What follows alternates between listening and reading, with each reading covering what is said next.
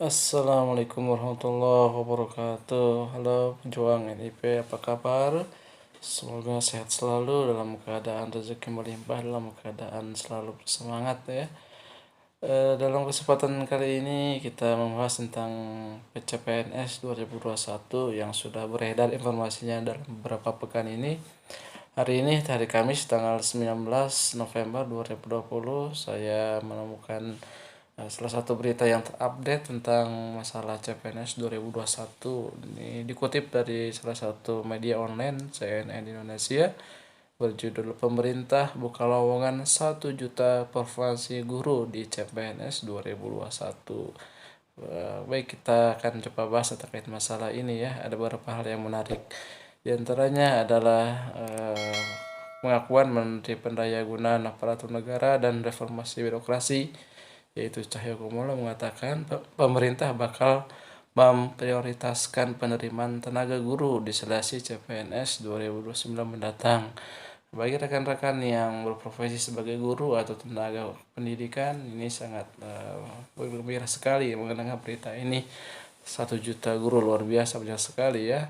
Nah, dalam berita ini dilanjutkan informasinya bahwa menurutnya hal itu sudah dibicarakan dalam rapat yang digelar dengan sejumlah kementerian.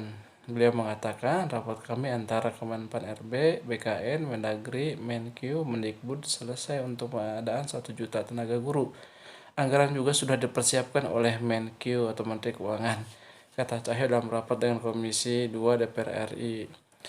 Nah, baik rekan-rekan sekalian, dalam hal ini saya sedikit banyak berbagi tentang tips persiapan daftar CPNS berdasarkan pengalaman saya untuk mengikuti CPNS 2019 dan alhamdulillah lolos. Berikut diantaranya. Nah, rekan-rekan sekalian, walaupun PKN belum resmi merilis tentang CPNS 2021, tapi sudah banyak berita-berita yang beredar tentang akan dibukanya CPNS tahun 2021, yaitu diantaranya di bulan Maret. Semoga ini benar-benar akan dilaksanakan ya. Bagi rekan-rekan yang akan mengikuti CPNS 2021, ada baiknya mempersiapkan lebih dini, lebih awal. Saran saya diantaranya sebagai berikut. Pertama, yaitu aktif mencari informasi CPNS 2021. Di antaranya adalah melalui sumber resmi lembaga negara yang seperti BKN. BKN ini salah satu lembaga negara yang paling aktif memberikan informasi masalah CPNS. Di antaranya melalui website, fanpage-nya BKN atau fanpage-nya di Facebook, Instagram, Twitter, maupun apa ini, bukan ini fanpage terulang kembali ya. Sorry, harusnya ini tidak ada. Jadi lembaga negara seperti BKN ini sangat aktif ya, terutama di media-media sosial. Mereka menyampaikan informasi tentang masalah CPNS, baik untuk nanti ketika saat dirilis CPNS 2021 maupun informasi-informasi setelahnya, atau ketika misalnya setelah pendaftaran nanti ada informasi untuk kelulusannya. Kalau sudah lulus pendaftaran, nanti akan ada informasi untuk tes SKD, SKB dan seterusnya. Maka dari itu teman-teman, rekan-rekan sekalian, bagi yang punya akun media sosial, silahkan follow media sosialnya BKN agar mendapatkan informasi terupdate dari lembaga sumber resmi langsung dari mereka. Dan dengan adanya update yang kita terima dari informasi dari mereka berikan, harapannya kita bisa mempersiapkan lebih dini, bisa mempersiapkan lebih awal. Pantengin terus websitenya, Instagramnya maupun Twitternya atau media sosial lainnya yang itu resmi dari BKN. Jadi rekan-rekan sekalian, tolong untuk memiliki akun medsos ya. Bagi yang belum punya akun, kita harus mengikuti zaman. Jangan sampai di zaman serba teknologi ini kita masih gagap terhadap teknologi, sedangkan kabarnya CPNS ke depan ini akan lebih diberdayakan dalam hal kemampuannya untuk merespon perkembangan teknologi. Artinya pekerjaan-pekerjaan ke depan itu bisa jadi lebih banyak menggunakan IT ya untuk nanti pekerjaan CPNS di tahun-tahun mendatang. Maka dari itu kita harus adaptasi terhadap perkembangan zaman. Maka saran saya sekali lagi, aktif cari informasi CPNS di 2021 di sumber resmi BKN diantaranya ya. Baik, untuk selanjutnya kita ingin menginformasikan terkait masalah tips ini, yaitu aktif mengikuti grup medsos CPNS. Banyak sekali grup-grup media sosial yang membahas tentang masalah CPNS, diantaranya adalah grup Facebook, grup Telegram maupun grup WA. Yang saya ketahui yang paling banyak orang membahas tentang CPNS yaitu di grup Facebook dan Telegram. Di grup Facebook sifatnya informatif, dan di grup Telegram dan WA sifatnya diskusi. Nah, bagi rekan-rekan sekalian yang ingin aktif mengetahui untuk masalah CPNS di grup-grup media sosial banyak sekali, silakan saja mengikuti grup terkait masalah CPNS di Facebook. Ada yang judulnya klik aja di Facebook gitu ya, di kotak pencarian itu.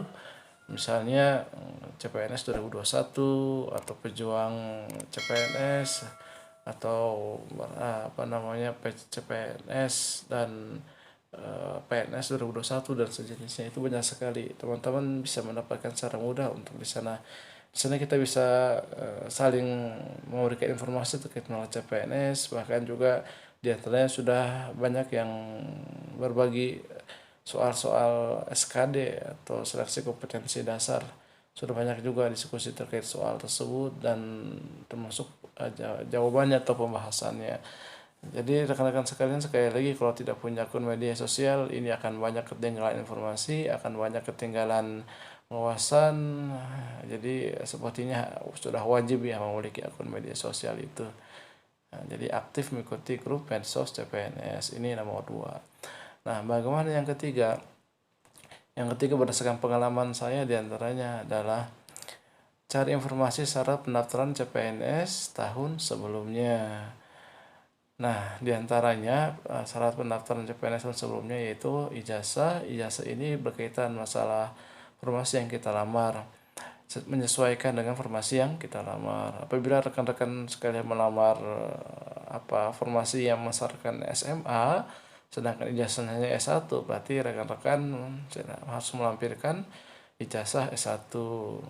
Ataupun misalnya rekan-rekan sekalian sudah S2 tapi melamar formasi yang S1, itu dibolehkan, dan tentunya tidak harus melampirkan ijazah S2-nya, cukup dengan yang S1-nya saja. Kemudian yang selanjutnya adalah transkrip nilai berdasarkan menyesuaikan dengan ijazah yang kita miliki. Dan yang ketiga adalah KTP. Nah, selain foto KTP atau KTP yang di-scan, pengalaman saya 2019 yang lalu, harus juga difoto, swafoto ya. Swafoto itu adalah kita difoto sambil memegang HP dengan posisi posisi KTP itu dekat dada, dipegang oleh tangan kita. Kemudian yang keempat yaitu akreditasi kampus dan jurusan berupa scanannya juga. Akreditasi kampus dan jurusan ini biasanya diminta ketika pas kelulusan ya, bukan saat ini atau terakhir. Jadi ketika kita lulus, akreditasi kampus kita apa dan akreditasi jurusan kita apa. Dan yang kelima adalah pas foto. Pas foto ini yang terbaru, biasanya dimintai dengan foto formal dengan latar belakang merah. Teman-teman atau rekan sekalian bisa menyesuaikan dengan foto yang terbaru ya. Jangan sampai foto yang lama, walaupun mungkin tidak dilarang juga. Kemudian selanjutnya adalah surat keterangan sehat. Surat keterangan sehat ini bisa teman-teman dapatkan dengan mudah sekali, diantaranya di puskesmas atau rumah sakit milik pemerintah. Dan surat keterangan sehat ini wajib dimiliki ya. Jadi rekan-rekan sekalian, kalau tidak melampirkan ini bisa jadi nanti ketika mendaftar CPNS tidak berhasil atau gagal dalam hal pendaftaran atau pemberkasan awal. Nah, di antara untuk rekan-rekan sekalian bisa lolos pemberkasan CPNS ini, maka siapkan betul visi kita sehat, sehingga ketika diperiksa oleh dokter kita memang sehat dan diberikan surat keterangan sehat. Nah, ini diantaranya ketika rekan-rekan semua wajib ya, harus kita siapkan, kita miliki ya.